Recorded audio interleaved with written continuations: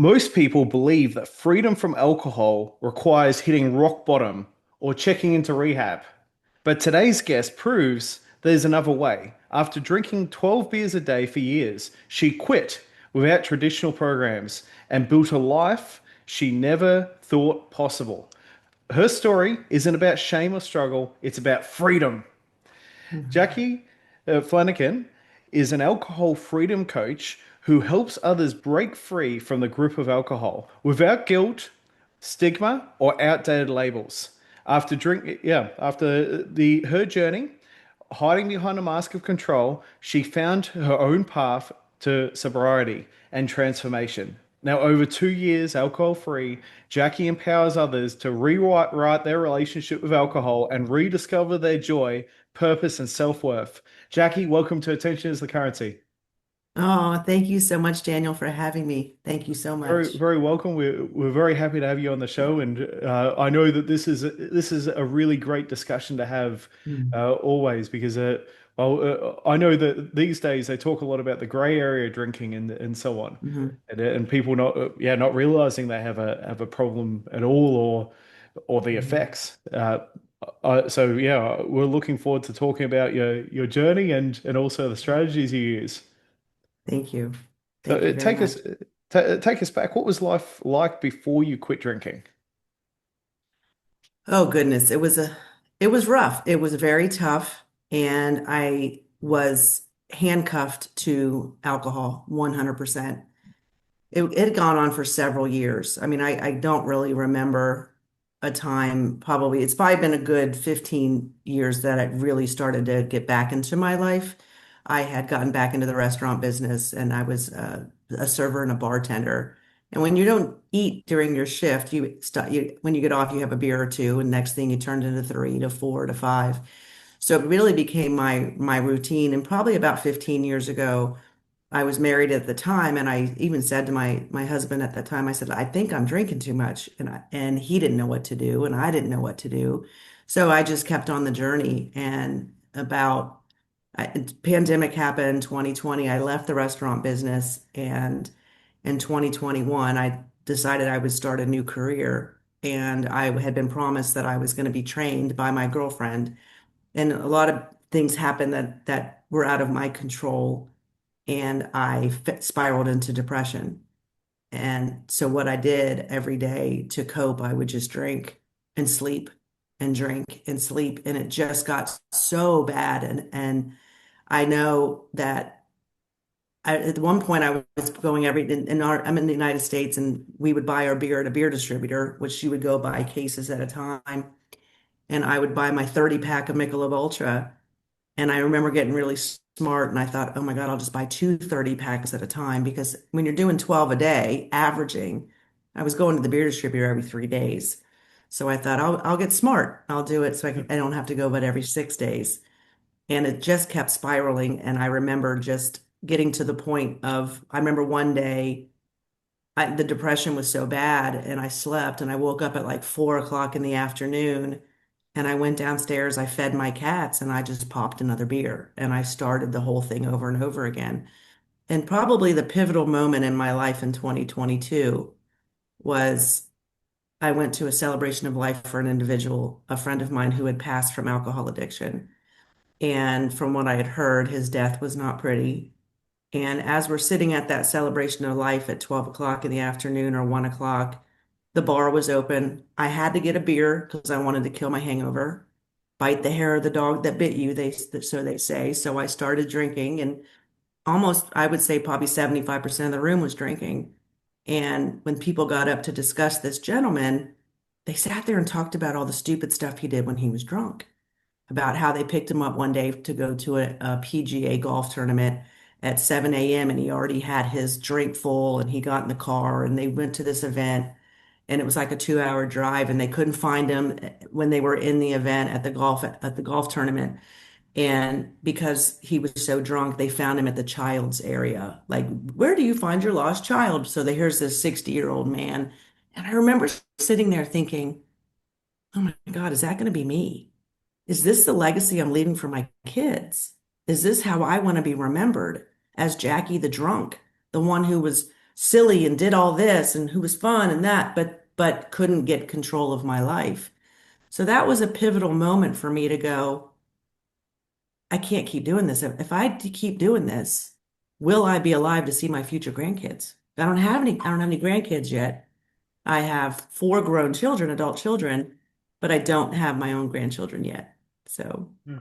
That's such a yeah, it's such a lot. There's so many elements there of the culture and everything. Because I don't know how well you know Australia, but the drinking culture here. If you go down there out with friends, they go, "Oh, you're not having a drink? That's you're weird. What's wrong with you?" mhm. And it's just and that's where the stigmas come in, which while with more coaches like yourself bringing this to light, hopefully the culture sort of changes and it becomes more acceptable to be focusing on other things.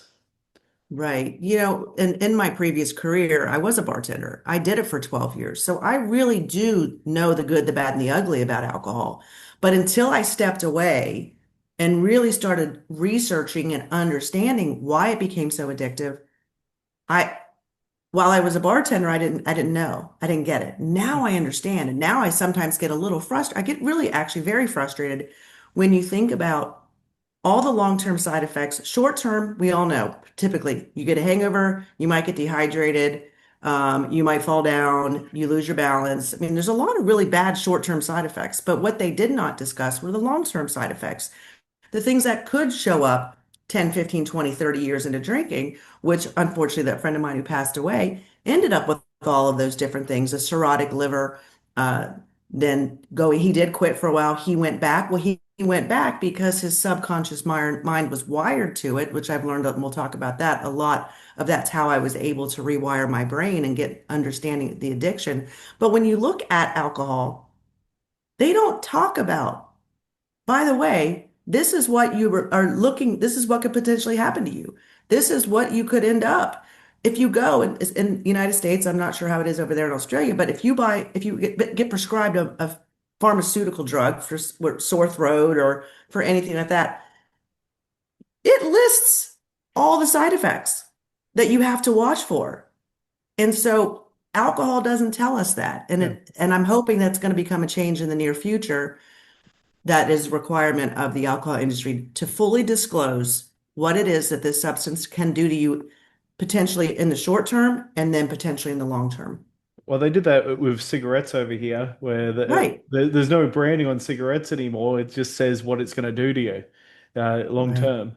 But the alcohol companies are really they're still allowed to market freely, but they're Mhm. really just as dangerous as anything else. But as you said, the short term effects seems like you sleep it off or yeah the rehydrate, but they're still there. It's still internal. Right. You haven't recovered as really. Mhm. It takes a long time. And there's a belief that people have to hit rock bottom to quit. How do you challenge that idea? Well, there are people who have that belief that once maybe they hit rock bottom, they'll finally go, "Oh, I have to make a change." Or it could just be finally becoming aware of how the alcohol is making you feel. Are you waking up the next day dehydrated? Are you waking up foggy? It's really the awareness, because all change happens on the other side of awareness. So an example is going to be my boyfriend. My boyfriend has never been a heavy drinker. He maybe would drink one beer a week. I would joke with him when we first started. We've been dating almost a year. And I joked with him and I was like, it took you 3 months to drink what I drank in a day. But one of the things he noticed, because I said to him, I don't mind if you drink a little bit here and there. It doesn't bother me. That's your choice. I would never date a gentleman who was a heavy drinker because I'm not going to go down that road. But I said to him, just pay attention to really how it tastes and then how it makes you feel. And so at Christmas time, he had a beer with his sons, and he called me and he said, I drank half of it. He goes, all I could taste was the alcohol, and I really didn't like the way it was making me feel. I didn't enjoy, it wasn't giving me the enjoyment that I thought it was supposed to be giving me. So that's what I tell people. You don't have to hit rock bottom. You just have to start recognizing, is this serving you or is it not serving you? And only you can decide. And even so, no matter where you are with your relationship with alcohol, I might look at some people and think, oh my gosh, they really have a problem. Or I might be concerned about them, but it's not until the individual themselves actually looks and says, I think I need to address this situation. I think I need to look at this because they're starting to see certain patterns that might be happening. And at that point, they can, if they see that it's a problem, then it's their responsibility to fix it and to find the ways to bring it to where they can be in control and not alcohol be in control. Definitely. Well, it's always that, yeah, that freedom of choice that we have, Mhm. in this, yeah, in this life. And I'm sure people, because people out there might be thinking about that they want to make this change, and I think it's an important question to ask because it's definitely it's not an easy road. And what were the Mhm. first few weeks like for you without alcohol? There was a lot of healing, a lot of sleeping, a lot of headaches. And as I understood it, it was just my body healing from it. See, when you have that addiction and your body's used to having it in there, not only that your all of your body, your liver, your kidneys and all of that, but your brain got used to it. So when you give up alcohol or you take a break, I'm still on my experiment. I was like, I'm going to experiment, see what's like without alcohol. I'm just still on this experiment because I love it. So I'm over 2 years and 4 months, whatever it might be at this point. But in the beginning, because the brain is going, your brain's even saying, whoa, where is it? Because the brain doesn't realize that the alcohol is bad for you. It just knows that when I drank it, it gave me a certain feeling. It satisfied things for me, whether it be made me happier or helped me deal with stress or depression or whatever might be going on. So I was very tired in the beginning and I just allowed my body to heal because as I was learning, there's a long-term residual effect of that substance that's in your body. It's kind of like if you walked into an old house that had been abandoned for, let's say, 15 years and nobody had ever been in there. There's going to be a lot of dust and residue all over the windows and all over the furniture. Let's say that's the same thing that was happening with the alcohol in my system, or anybody who's a drinker like that. The residue is going to take just a little bit of while. It takes literally about up to 2 years for the body to get back to homeostasis. And I think it took me about 2 years. But I kept telling myself as I would get the headaches, even at 6 months or maybe a year, I'm like, you know what? You drank for a lot of years. You're just going to have to take a little bit of space for yourself to get the healing so you can get yourself back to homeostasis. And it was worth it. It was absolutely worth it. Definitely, definitely a process on yeah, a lot of bad habits. It's I guess for some people it's like losing weight. Hmm. If they've stacked on a lot from bad eating, it's Yeah. always a journey. And how do you navigate the social pressure and identify shift that comes with being alcohol free? Because I know when I stopped drinking Mhm. myself, just out of it was really similar to what you've described. But I was never a heavy drinker, but I just didn't enjoy the way it felt, especially the next day. But I noticed that a lot of Mhm. my friends dropped off. There's things that we just wouldn't go and do anymore because they would all want to drink, and I'll be like, oh no, I don't really want to do that. And Mhm. it's I've got other priorities now. Right, exactly. Your values changed. So I remember whenever I was on this journey, one of the things that I did was there was two lists I had to make. Why do you like to drink? And what are your fears about not drinking? And one of my fears about not drinking was, are my friends going to think I'm crazy? And as I was working towards one of the things that I do with my coaching is it's knowledge first, emotion and feelings, and then the last thing we do is drop the behavior. Because as I got on this journey, it wasn't about as I got closer to the date that I knew I was going to take this experiment and jump off what I call the alcohol train, I looked at myself and I said, you know what? Nobody else is going to save you but yourself. And you cannot worry about what other people are going to think because this is not about them. This was about me. This was about what kind of life do I want to try to have? I want to see what life is like without alcohol. And if they don't like it, that's on them because I'm the only person that's going to be with me for my entire life. And I didn't like the way I didn't like that version of myself. I didn't like the way that I had lost control. So yeah, I was a little nervous in the beginning of what people would think. And then I thought, this is about me. This is about me truly finding my true authentic self, which I finally had, which I was able to do. So that yes, the socializing has changed. The friendships are not the same. And that's okay because I kind of joke. and I mean this, so but I will joke a little bit. Like I started recognizing too when I would go back into some of these circles and be around some of these people. I think I was able to tolerate them a little bit more because I was drinking. I did have my brain was altered.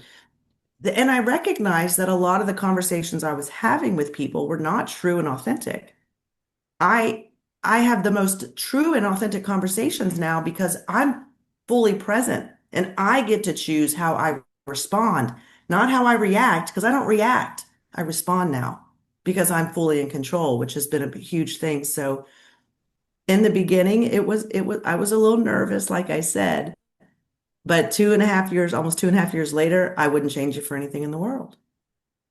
I think there's a lot of misconceptions around the whole friendships because we do find better quality friends. And I know Mhm. as we get older, they say, oh, it's really difficult to make friends, but you just need to go, everything takes effort. Just that little Mhm. bit of effort to go out of your circle and you find people that are more aligned in your path.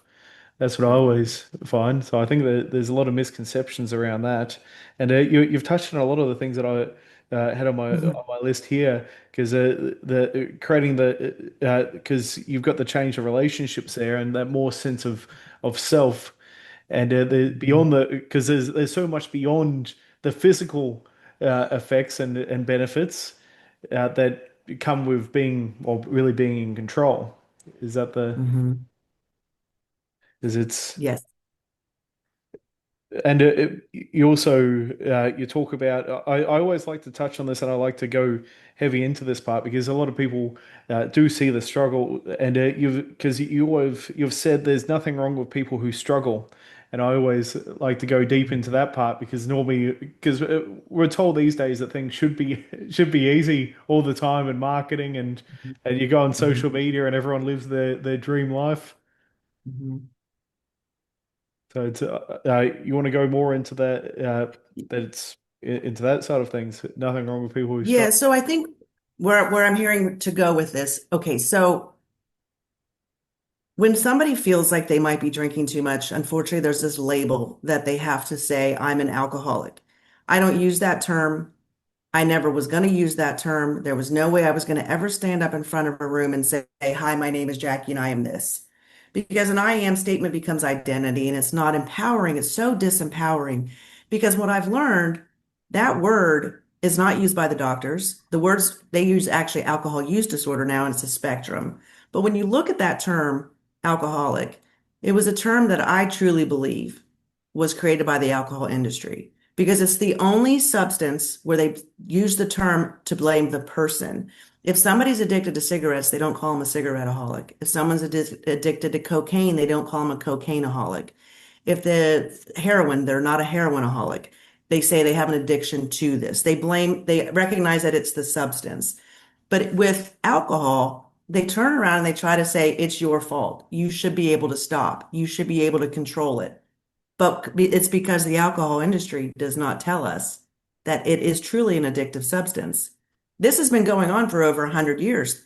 It's been going on ever since alcohol was created. I do believe that the alcohol today has definitely got a lot more formaldehyde in it and arsenic and different ethanol and all these other really poisonous ingredients in it. But the alcohol industry, by blaming the person then feels shamed because they think, why can't I stop? Why can't I stop? I mean, if so and so's not, I mean, I hear people say things to me like, why can't I just be a normal drinker? Okay, so normal drinker, that's a great thing. Let me just touch on this for a second. So Daniel, what is a normal drinker? So a normal drinker is going to be through the lens of who is looking at it. So my neighbor doesn't drink at all. I was a heavy drinker. My other next door neighbor, two doors down, whatever, she might have had I don't know, a glass of wine here and there. So in my eyes, I would say to the female neighbor, two doors down, I would have said, "Oh my God, you don't have a problem. You're totally a normal drinker. Like you only drink like two glasses of wine a week, maybe. Oh my gosh, you're not. You're doing great." But the neighbor in the middle, who doesn't drink at all, would he say that she's a normal drinker?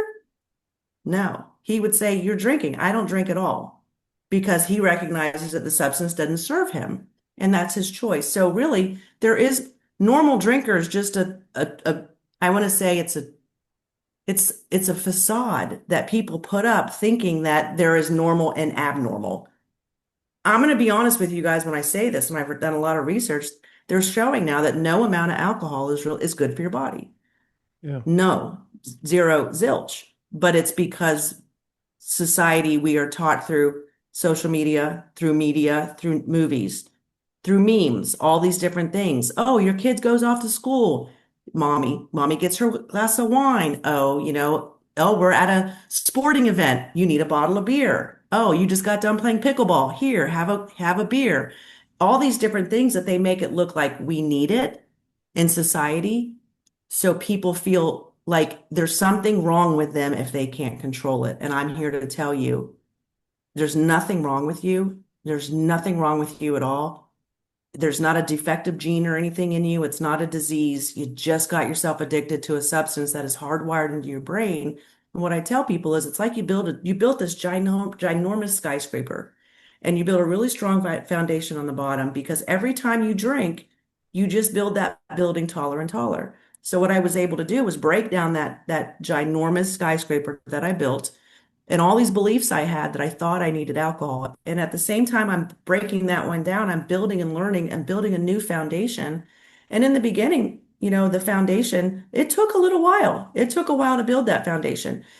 But I'm going to tell you guys right now, my skyscraper is huge. And that other one, it's demolished. All the things are gone. I don't think about alcohol. I don't desire it because without desire, there's no temptation. I have no temptation. And it's so I'm just wanting to reiterate one more time. There's no shame in who you are if you're drinking too much. It's not your fault. You just got yourself addicted to a substance that nobody told you could become this addictive. Because I guarantee you, anybody who's listening on here, the first time you took a sip of alcohol, you did not intend 20, 30, 40 years later to be sitting and listening to a podcast and hearing me talk about this saying, I never thought I'd be that person. I never thought I'd be the person who was drinking so much that I don't remember what I did the night before. You didn't expect to be here. But if you would have been given all the information in the beginning, like I think a lot of our listeners can probably like, here's an interesting, I'm going to sidebar again because my Yeah. brain just went. That's a good. This is really good. So my kids are all grown. And I remember I said to my children in high school, please do me a favor and don't ever, ever, ever try heroin. I said, please, because I know how addictive it is and I know how bad it is for you. And I feel a tear welling up in this eye right now because as I was telling them that I had a beer in my hand. So I was modeling that to them that it's okay to drink because I didn't know that 15 years later, that when I was telling this to my 17-year-old son, that I would have been a person who became so addicted to alcohol that it took control of my life. But yet I warned him, don't do heroin. So alcohol is just as addictive and just as deadly as heroin. It's just we don't hear about it as much because of the fact that they don't blame the substance, they blame the person. Yeah, that's really the change, the shift in perspective there on that because it's so true. And when they say I am, it sort of labels that as that's what they are for life. Which you can break your proof that you can break the cycle even if you're heavy into that line and Mhm. you're no longer controlled by that. So you Mm. and Yeah. yeah, because I'm very much into that mindset. When you say I am, you stay, and it's like on a lot of things we can say. People hold on to things like they're a victim of a crime, and they live their whole life as that victim. And Mhm. it's really the same thing when you class yourself in that stage. But I wanted to move now to your practical tools because Mhm. I think that's a really good shift because now some people are identifying now exactly what has occurred for them and it's they're accepting that. Then what practical tools or mindset shifts helped you through cravings and self-doubt? I think the biggest thing in the beginning, like with the cravings for me, I really didn't have a whole lot of them because when I went in to make that experiment and to jump off the train, I just changed my patterns and my routines. I did substitute non-alcoholic Heineken Zero in the beginning because I was like, hey, it's going to be still in a glass. It'll be in the koozie. There's absolutely no alcohol in it. And my first couple days, I drank like seven of those, just for habit. But I drink so much water now. But back then, it was like, okay. So I just really just had, I kept empowering myself with different things I had written around my house. You can do this.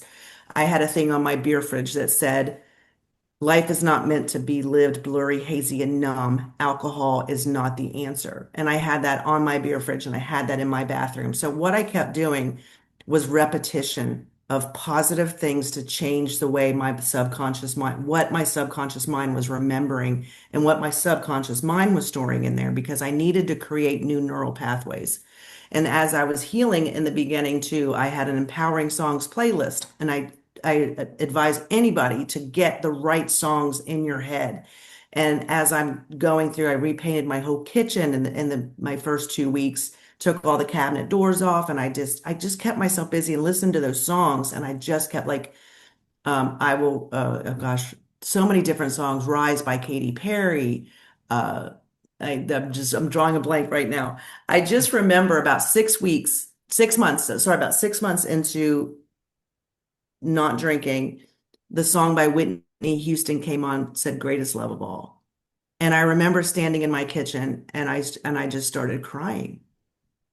And I cried because I went, "Oh my God, I do. I love myself because I got rid of this thing. I got rid of this substance that I thought was my friend." And one of the things that I did right before I decided to take the break, which was June 9th, 2023, I wrote a goodbye letter to Michelob Ultra. And I said to him, I appreciate you. And I love you for being here when I thought I needed you, but I need you to give me a break. I need you to let me try life without you for a little while. I don't know where I'm going to be, what I'm going to, but just you've got to give me space. And if you see me drinking another beer, it doesn't have alcohol in it.